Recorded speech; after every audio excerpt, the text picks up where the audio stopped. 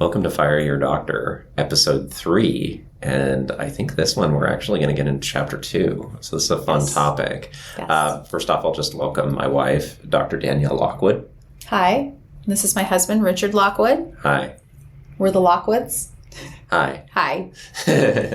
So episode 3, let's see. And I think this is a really good one because this is starting to get into, we talked last episode about talking about this imagery of this hydra, this monster that is just this medical industrial complex. We brought in imagery of this Leviathan, this monster that's kind of hiding in dark, murky waters and this confusion. And I can't really put my finger on it, but all of a sudden I've got this healthcare seems, we've passed 1 million bills and 1 million laws about let's make medicine more affordable in 2010 and 2020 and 2000 whatever. We had Obamacare, we had this, we had prescription drug reform, and things are more expensive than ever. Yeah. And so something isn't adding up. And now it's time to get specific. So what do you want to say? I think that was a great introduction. Thank you. I like your, when we were gaming beforehand and kind of talking, you called it the injustice. What did you say? Oh, it sounded really cool. No. When we're talking about this Leviathan, this hydra, the injustice that medical patients are experiencing, it hides in the confusion. Yes. You know, at the end, you shared an anecdote of when our daughter was born, and you talked about you got triple charged for this medication, and they added on an insurance code on page 20 or whatever page it was of a procedure that factually never happened, but it just kind of somebody just pressed the wrong button or just oops, and that, adds on like $800, right? I didn't even know how much, but it summed up to multiple thousands of dollars onto the bill that, all in was like in the $30,000 range for a non-complicated birth where they, in retrospect, could have been done at home by like a midwife. Yeah. And we didn't say midwife there, but so this time we're talking about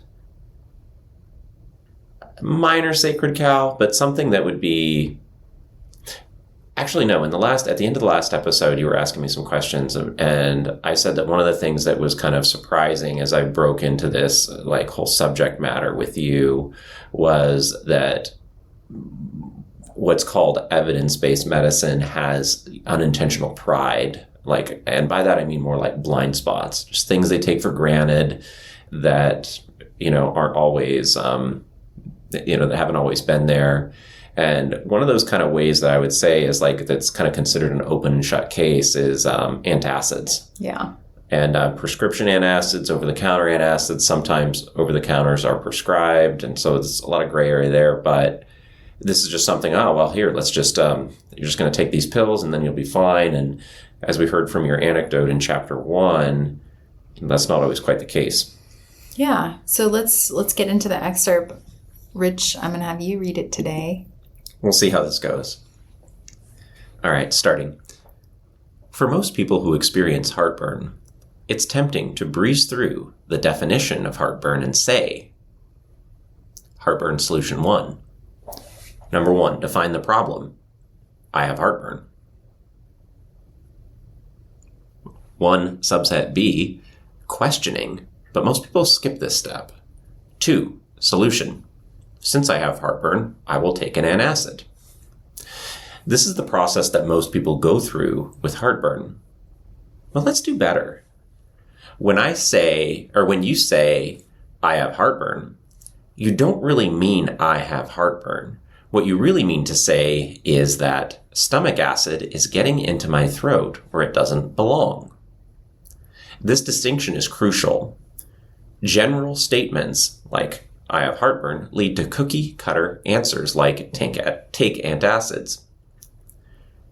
Being more specific about the condition could lead to more constructive questions like this. Why is stomach acid getting in my throat? Which would lead us to heartburn solution 2. Let's define the problem. Heartburn is when stomach acid gets into my throat where it doesn't belong. Step 2, questioning. Why is stomach acid getting into my throat where it doesn't belong? Solution 3, I don't know, but let's learn and find out. Symptoms are warning signs that a deeper problem exists. But since symptoms are painful, most people think that getting rid of symptoms is the same as being healed. Mm-hmm. In Heartburn Solution 1, that is wrong because it only looks at relief from the symptom. Antacids reduce stomach acid in your throat by reducing the acid in your stomach. This is a bad idea because our stomachs need acid to work right. Reduced stomach acid in the stomach leads to improper digestion of food. Ironically, painful indigestion caused by low stomach acid leads many people to take even more antacids, creating a vicious circle of worsening GI complaints. Let's examine Heartburn Solution 2. The biggest problem with Heartburn Solution 2 is that the answer requires mental effort and a doctor to do more than just simply write a prescription. Tough questions can't always be answered immediately. Not knowing is uncomfortable. For me, going to an insurance-based doctor didn't teach me anything either. Not having an easy answer stinks. But take my word for it. Healthy stomach acid that stays where it belongs is worth the additional effort. So let's work through Heartburn Solution 2 a little bit more. The word acid is culturally associated with hazardous industrial waste, chemical burns, and intense psychedelics. Painful conditions like acid reflux reinforce the idea that acid is bad. For a moment there, let's set aside acid's negative reputation and ask why we have stomach acid in the first place. The answer is that a highly acidic stomach provides several health benefits. Stomach acid's health benefits are so closely tied to human survival that it's easy to take stomach acid for granted. Without stomach acid, you die of malnutrition. Everyone knows that stomach acid is crucial to digesting food. However, there's a lot more to this corrosive liquid than just sustaining life by making digestion possible. Stomach acid also prevents bacteria, viruses, and other pathogens from invading our bodies. A highly acidic stomach kills off countless invading germs that would otherwise make us sick. Stomach acid is also necessary to absorb specific nutrients for proper hormone balance. Do you have a thyroid imbalance? Low stomach acid can starve the body of the vitamins and minerals needed for proper thyroid regulation. If stomach acid is vital, why are we working so hard to stop our body's natural processes? Perhaps we believe that our bodies have somehow gone rogue and have decided to overproduce stomach acid to make us miserable. But bodies rarely go wrong without cause. Health imbalances generally have several contributing factors involved. Remember, not knowing the cause does not mean that there is not a cause. That's really good. And that's the quote. That is a good one. So basically, I'll have you summarize it. Yeah, just summarize what we just heard. Number one, I think it's important to say we live on a farm. I don't know if you heard the chickens in the background. I don't know if you heard the rooster crowing. His name is Roy, and he's very fertile. He's very robust, and he's robust. He is letting us know that he is here. So if you ever hear a rooster, his name is Roy. And it's not really morning, but he doesn't care. Yeah, he doesn't care. He is just any time of the day. Yeah, it's 2:30 in the afternoon, and he's reminding us to wake up. Oh my goodness. So let's talk about the quote. I love that quote at the end. Let's reread it. I love that last sentence. Remember, not knowing the cause does not mean there isn't a cause. Right. There's always a cause. And I think we've lost sight of that in medicine in general. That there is a cause. Bodies weren't just born. Yeah. Wow, I just make a ton of acid. Now, I know that there is a lot of children these days who are also put on antacids. Nice. That's great. That's perfect. I mean, it's very common. I cannot tell you how common it is for me to hear oh, well, the pediatrician said that they have acid reflux and we need to put them on an antacid. So let's break that down a little bit. So what we're really doing when we're taking, so I have acid in my throat, it's causing unpleasant symptoms, maybe there's some health consequences to that, and so I'm going to take this antacid to reduce acid everywhere. But what you're saying in that text is you're saying that the problem is that I have acid in my throat. Acid does not belong in my throat. Mm-hmm. But in contrast, a highly acidic stomach is going to aid in digestion. It's going to kill off like germs that we don't want, that there's a lot of benefits to having high acid in the stomach. And we need to define our problem more specifically, not just like acid's bad, all acid will be reduced everywhere, but like, why is acid getting in my throat? Right.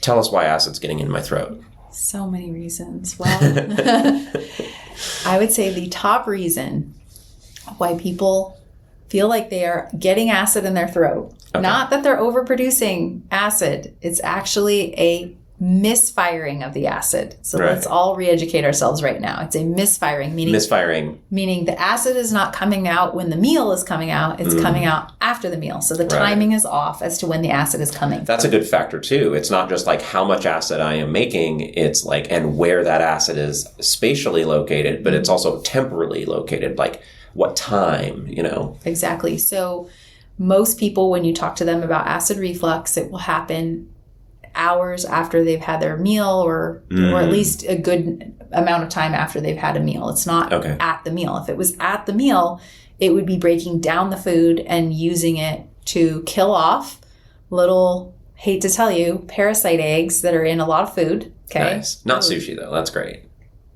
Especially sushi. I'm sorry. I'm sorry. He's trolling me. And you. I'm sorry. I used to love sushi. I've been to Japan. Yeah. I will not eat raw sushi anymore. Okay. I know too much. You know how you just know too much sometimes? This is where I'm at with sushi. But yes, parasites are in fish. They're in all sorts of things. They're everywhere. You need stomach acid to kill these things off. You need stomach acid to kill bacteria off. You need stomach acid to maintain a healthy balance in the body and to break the food down enough to stimulate the use of vitamin B12 in the body. So if you do not have enough stomach acid, you cannot process vitamin B12. Is that breadcrumb about the thyroid? Yes. Well, B12, B vitamins in general are used by the thyroid, but selenium is used by the thyroid. Iron is used by the thyroid. All of them require the digestion of your food. Okay. Period. Great. So going back to what is the cause? Okay, number one, it's a misfiring. The number one cause of the reason there is a misfiring is that you have bacterial overgrowth in your gut. You have things that are not supposed to be growing in your gut because you've been eating and feeding your gut with sugar, carbohydrates, junk food, things like that. Specifically carbs in general are very like fermenty in the gut and start to throw things off. Maybe you have chronic constipation. By the way, you might have chronic constipation because you don't have enough stomach acid. So it's this self-perpetuating incident. There's also a physical attribute to why you have issues with your stomach.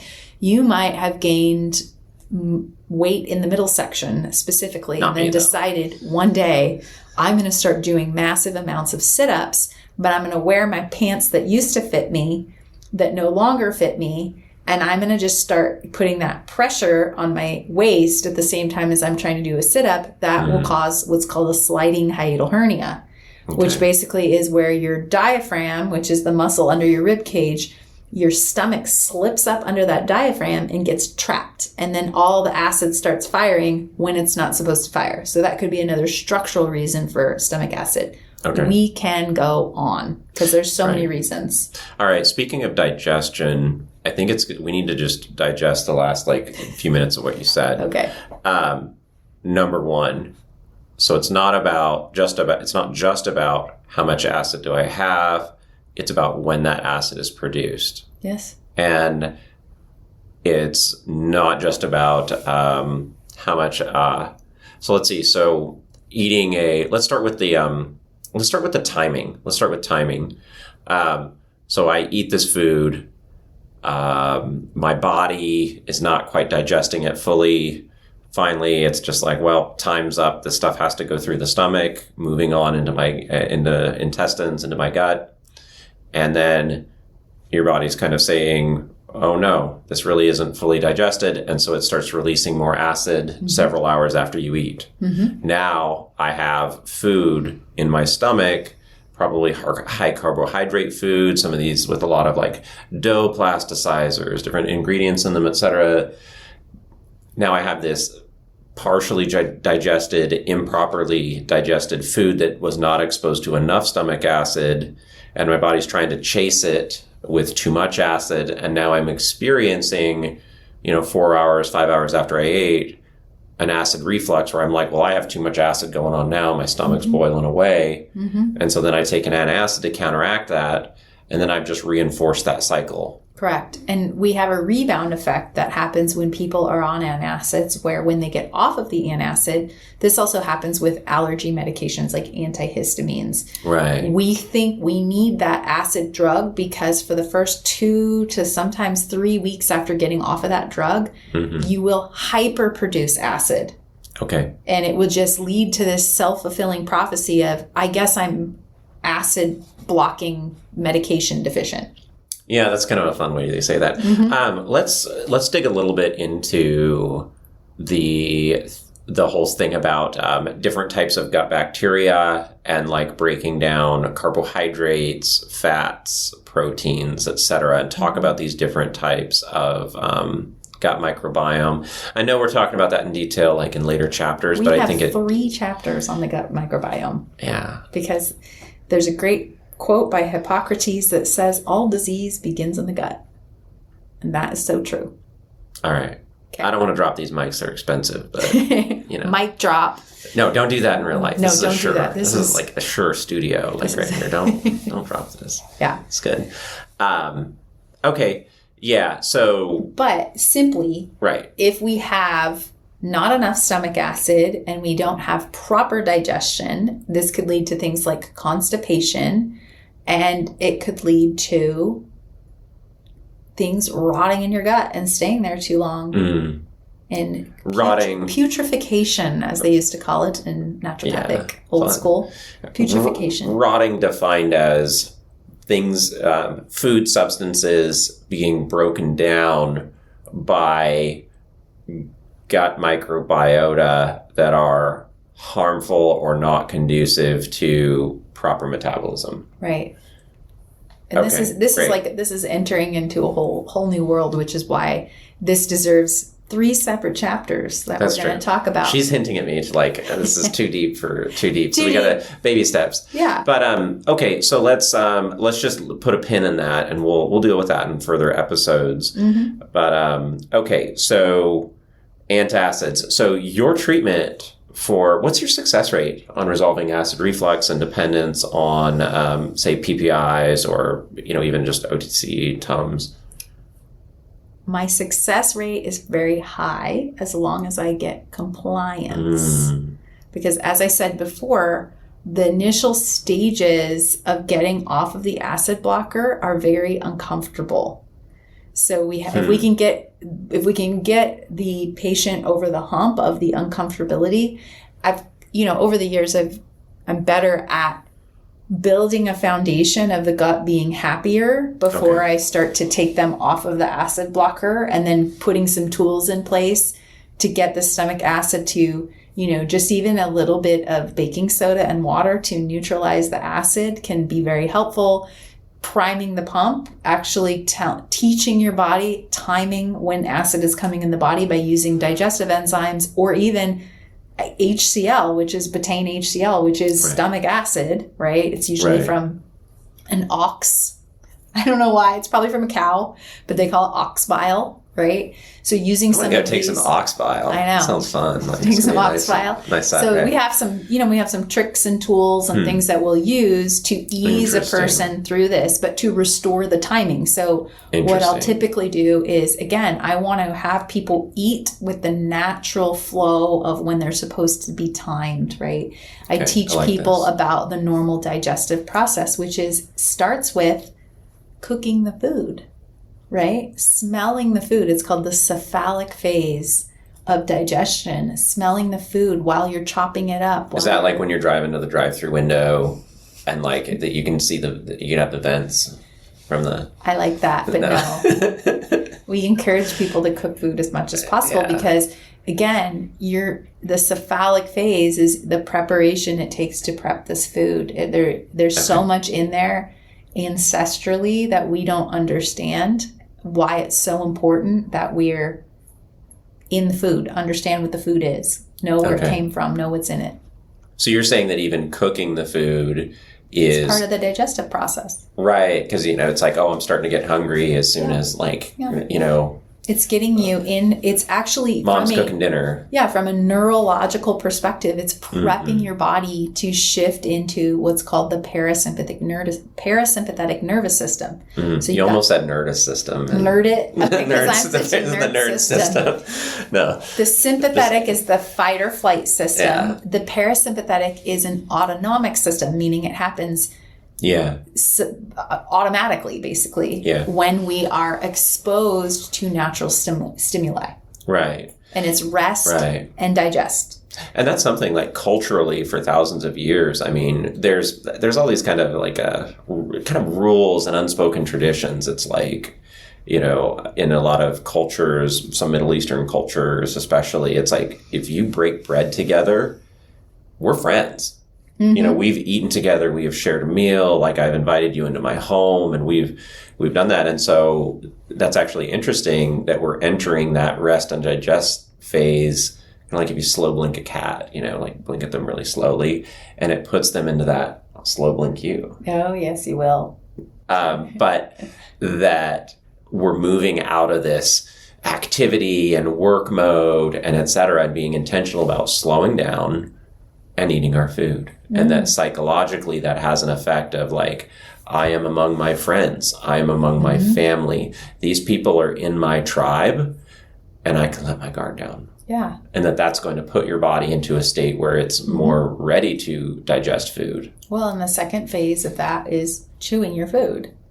Actually sitting and chewing your food. And this is why, at our house, we try to have most meals, at least dinner and breakfast. Say dinner, breakfast and dinner. Breakfast mostly. But dinner especially. Sitting together, taking a breath. We always pray before our meal, right? We center ourselves. We all need gratitude. We need gratitude. So we're about gratitude, bringing that in and helping our children to then create a space for them to share their day and to share our day and to hear each other, to reconnect. Yeah. That is really the family table is where it's that magic happens. A little bit of a rabbit trail, but I think there's actually something there because can you tell us a little bit more about sympathetic nervous system and what tends to happen? What's commonly happening with people? Yeah. I mean, so we just talked about the intentionality of getting into this more calm, this relaxed, I am among my friends, I am among people that love me and I love them. I'm watching my food get cooked in this kind of like slow down kind of phase where I'm going to just like be among friends, let my guard down. So that's that stage, that rest and digest phase. What's sympathetic? What does the sympathetic side look like? Let me back up 1 second because I think this is an important distinction. When we enter into the parasympathetic system, nervous system, that is rest and digest, it is a symphony that starts to happen in the gut. I like symphony. I say this to my patients a lot. I love it because it's so wise. Like our creator made a very wise system. When we get in that relaxed phase, we then start to excrete digestive juices, which then trigger the gallbladder to release bile, which then trigger the motion to start happening in the upper digestive system. Then that triggers the pancreatic enzymes to be released, right? Everything has, okay, cue this, now cue this. That's why I call it the symphony of digestion. We cannot get into that symphony if we are in sympathetic state. So we want sympathy, but we're in sympathetic nervous system. That's fight or flight. That is running from a tiger. You cannot digest your food. We're fighting the tiger. I'm not running from the tiger. We're fighting that tiger. You cannot digest your food fighting a tiger, running from a tiger, hiding from a tiger, or have anything that is in space where you are against something that is terrifying to your body. Right. Now, unfortunately, most of the time we're not actually running from an actual tiger. We are running from our boss, our commute, our stress. I am your boss, so I mean, maybe that's true for you, but I would say in general, the stress of the world, the traffic, I almost got a ticket on the way to the office, whatever that is, that is the place that we're in. We're eating to go food. We're not smelling the food. We're just heating it up and eating it as we go. I'm late for a deadline. Yeah, I'm late for a deadline. I'm typing on my computer while I'm shoving things in my mouth. I'm not saying I ever do that. Wink, wink. I usually sometimes do at lunch, but I try to, at least for 5 minutes, shut my computer, take a breath, eat my food, convince myself that the work will be there later and I'll be okay. I try. Sometimes you don't take breaks. I try. Take breaks a lot, but when I'm at the office. Let's actually, I think there's something there. Like, okay, so the converse, the parasympathetic is this resting, we're like digesting food. That is expensive. It is biologically expensive. Like they say that, a good portion of our energy that we have. 60% of our energy goes towards digesting food. Is just digesting food. And now if I'm going to die in like 5 minutes because the tiger, it didn't go well, digesting food so that I'll have enough selenium for my thyroid in a month isn't really on my priority list, right? And then you'll see this played out with first responders, EMS, soldiers, police officers. If they get out of like a life and death, like maybe a shooting, or they're on the scene of a fatal accident and they're saving somebody's life, or maybe somebody doesn't make it, and this first responder, or soldier, or police officer, or whatever, gets out of this situation, and next thing you know, they're vomiting. And so we see this to where they don't even have, their body is all systems go. Everything is about surviving. Any food that I have, any digestion that's going on, that is shut off. That is, we're getting rid of it one way or another. A lot of stories that come out of that, emergency situations and things, emergency medicine, first responders, etc. They're going to have a higher tendency to develop acid reflux because of that. Yeah. So we're going to talk about, I actually think this will be the next podcast 4, because it'll be a great introduction to the emotional and spiritual aspects of diseases. Okay. So we're going to talk about the last part of the chapter. In the book, That's no, it's in this chapter. Is it? Okay. And acid reflux, the spiritual, but that's a great introduction to it. And we can talk about it from a Chinese medicine perspective. That's fun. And we're going to talk about that a little bit. But I want to back up to what you say. And I think this is really worth like hitting the home. Hitting home. Boom. Knock it out of the park. Like one of my favorite authors, he's a business writer. His name's Keith Cunningham, and he says, "Here it is in a bumper sticker." I love it. I don't like bumper stickers. But go.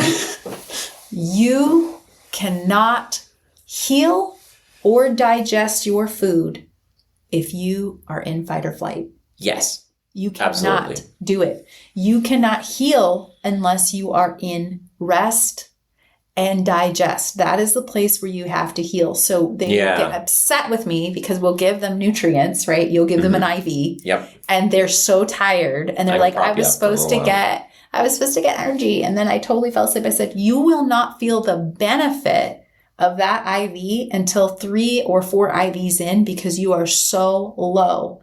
So your body is going to take whatever nutrients it hasn't been able to get. And it's going to go home and want to sleep. And you won't get the benefit till like the next day. Yeah. You'll get patients that go home and sleep for a couple of days. And it's like, I thought this was supposed to make me have more energy. Why? So you can abuse your body and overwork for the next, 1,000 years. Yeah. Actually, let's talk about this though. I'm going to circle back to we were talking about tigers and we were talking about stress at work. I think one thing that you hinted at, but I'd like to just really highlight, is tigers, life and death situations, things that, again, soldiers, first responders, EMS might be dealing with. Those are tangible situations that may even have a positive outcome or at least an end. However, a lot of the stress that we have in the modern world are very vague, like taxes or deadlines at work. All of these things are just kind of continuous. It's not like, okay, the tiger's dead, whatever. The bears are hibernating because it's winter now. We killed the wolf, or we have a fire and the wolves aren't going to come near the fire, so we're safe. There's no beginning and end and no boundaries to traffic and taxes and deadlines at work that just kind of keep going. Well, and then on top of that, we're eating food that's not even real food anymore. I mean, you had mentioned like dough softeners or plasticizers that they use in breads. It's like half of that bread is a microplastic to make it look shiny and neat,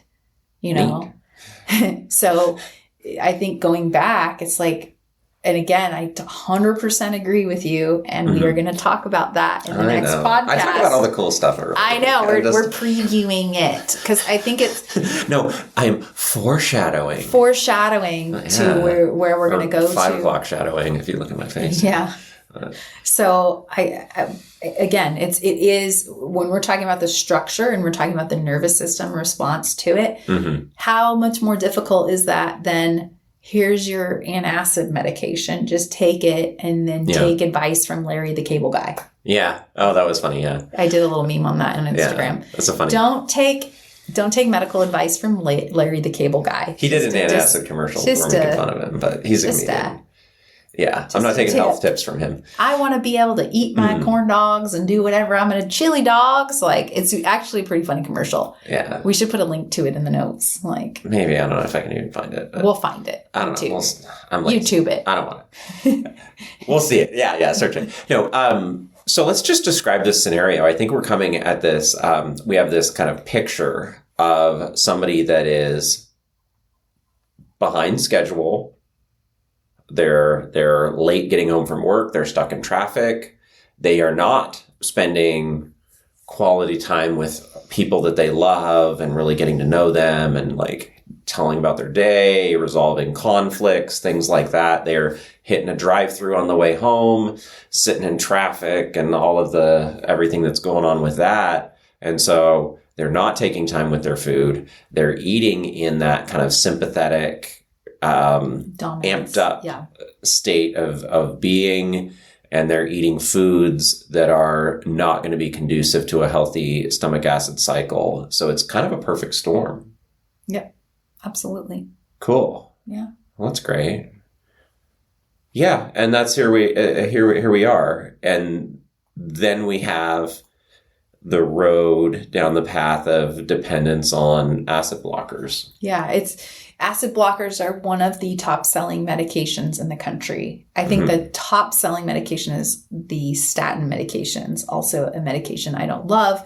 And interestingly enough, I love statins. They're so fun. Statins block your ability to digest certain vitamins. Oh. So it's another one that really influences the way the liver can process certain vitamins. So we tend to see some of these side effects from acid blocking medication. Interestingly enough, acid blocking medication in the conventional medicine research does not recommend using acid blocking medications longer than 2 weeks.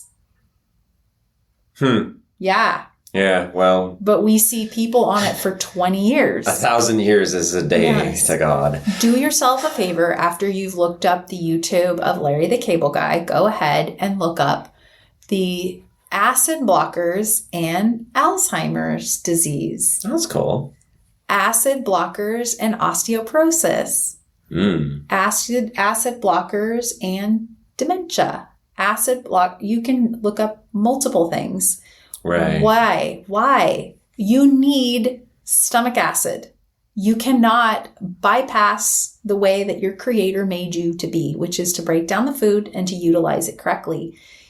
Unless you have, and I say this in the book, there's one disorder that is the exception to that, and that is something called what is it? Zinger's disease. I'll have to look that up. Zollinger. That's it. Ellison-Zollinger. That is where your body makes extra glands outside of your stomach that secrete acids. Yeah. So cool. Yeah. So it's an endocrine disorder. Ellison-Zollinger is what it's called. And that would be the exception. Most of the time, they might need actual surgical intervention to get rid of these extra glands that are being produced in the body. Okay. But in the meantime, they might actually need a acid blocking medication. Then the next question comes, well, what if I have Barrett's esophagus, which means the acid has come up into the esophagus and it's starting to put you at risk for cancer? Fix the problem is my answer. Fix the actual problem. Just take a bunch of PPIs and Tums and just kind of make a milkshake out of it and eat that. While I'm stressed out wearing my too tight pants, and I'm denial that they still fit. That's the conventional solution, but obviously I'm not going to recommend that. We're going to get stretchy pants. It's going to be stretchy. Is there a world where temporarily we might need to have somebody on an acid blocker while we're fixing some of this dysfunction? Absolutely. But is this the permanent solution where we're going to land the plane? It is not. Okay. Yeah. Okay, I like it. Let's create a distinction because I think one of the things when you're talking about, well, you're not going to absorb nutrients if you don't have proper stomach acid, and somebody looks at the bathroom scale and is like, I'm absorbing some nutrients. So let's create a distinction with kind of like micronutrient versus macro, and then how does that work with diet and stomach acid? Because, shoot. Most people who come into our office who are overweight are incredibly nutritionally deficient. So their body's absorbing calories, but it's not absorbing these vitamins, these minerals and things. Correct. And then that leads to other disorders, thyroid issues, hormonal dysregulation. Okay. And the inability to have a good metabolism that's allowing you to be down to a healthy weight that you feel good and healthy in. Right. And that also gets down to time and things like that, and our culture's obsession with trying to do too much. Unfortunately, there is a lot of free lunch. You know what I mean? Oh yeah. There's a lot of free donuts that come into the office. There's a lot of free snacks. Everybody wants a snack. Well, I don't want to be rude. I don't want to be rude. I gotta have the birthday cake. I gotta have the things. I gotta have the things. So it's we just have a culture where. We've talked about this a lot where, for example, and I'm not coming on my high horse. I just want to say that. Like, I definitely have my weaknesses. I like ice cream. I've done this guy. There's really my confession. Ice cream. However, we have had to really pray into self-control, actually. Yeah. Self-control is really something that is a virtue. In Christianity, we call it one of the fruits of the Spirit. It is. And it's a grace, actually, from God. And it is a lot of healing that had to be done in order to get that grace. And when we talk about people who are gaining weight despite even eating correctly, I have people who eat really well and their metabolism is still broken. That actually goes much more into the stress response in the body and the toxin accumulation, which we can go into at a later time. However, to your point, we will see the scale not match the deficiencies that we actually measure in the body. Well, and also let's use analogies and talk about mindset. If I am in a life and death emergency, I'm going to boom and bust from I'm going to throw up my lunch because I want to be a pound lighter to fight the tiger. And I cannot spare 60% of my energy to digest this food. All energy is fighting the tiger. As soon as that tiger is defeated, I am going to crash into adrenaline, and then has our friend cortisol, the kind of stress response hormone. And then cortisol is like, hey, we're fighting tigers every day. I want to hoard as many resources as possible because those types of things, these life and death events, could be extremely calorie intensive. Correct. What if we're going into a war? What if there's a famine and there is just physically not enough food? What if the tiger stole the deer that was going to be my lunch? And so we're getting into these body situations where your body wants to hoard that. From an inherited, dare I say, evolutionary perspective on this, okay? But that could be a short evolution, right? It is, we have evolved from people who've had to survive situations like war and famine. And that is who we as humans have evolved from. So our natural tendency, most of the population isn't eat whatever I want and not gain a pound. Most of our population is built much more in a way where they are going to fast and famine, right? But the problem is feast and famine, sorry. Yeah. And they should be fasting a little bit more than the feasting, right? And that's where things like intermittent fasting and not eating after a certain hour and being really considerate on how you're breaking physical activity. Yeah. But we are not built for this life, which is sitting behind a computer all day, not moving, fast food, quick snacks, those types of things. Yeah. I think that's really important because when we look at this from a historical, I wouldn't even say evolutionary, I would say even historical. Ancestral. Okay, so suppose we live in an environment with very harsh winters. Mm-hmm. All of a sudden the berries are out. Maybe there's honey available. It would be a good idea to consume that resource. Maybe we don't have refrigeration and there's lack of preservation. Yeah. So it's like, listen, we've got meat, we've got berries, we've got nuts, we've got sustenance on the table, we've got calories and treats. You better eat those because it might be a very long winter where you get nothing and none of those and you're just kind of surviving on whatever you can scrape and get together and hunt and gather. Yeah, I think just to kind of wrap it up. Okay. This is really important, and just us going over, okay, what is us, how we're eating ancestrally or in the past, or our ancestors, what did they do? Have to do with acid blockers. Again, we want to be able to eat whatever we want, whenever we want, at any time, at any amount, and not feel any consequence for it. Right. So this actually has to be a complete mind shift of, is that actually the way that I am supposed to be? Right. Yeah, and historically, we didn't just have a grocery store that we could just go to and get. You'd go kill the chicken in the front yard. Yeah, if you had a chicken. My great-grandma talked about that all the time. Yeah. She used to have to go kill the chicken in the yard. Yeah. If you even had one, yeah. Or maybe you ate them all, and it's like, oh, this is gonna be tough. Yeah. We won't have that for a while. Yeah. Because they got to grow again. Yeah. And so I think it's just an interesting thing where we are in this age of plenty where there's just so much more food and everything than we just never had in the past. Yeah. And this is why it's not black and white. We have a practice where we have to get into the nitty gritty of this, because if we're truly after the cause, we're going to have tough conversations. Yeah. I'm wondering, there's this concept of emotional eating, and there's this way, though, that maybe part of the reason that emotional eating can be so tempting is that if food and digestion is that rest and digest, it's a little bit of like a biohack. Like if I eat, I can get out of that fight or flight.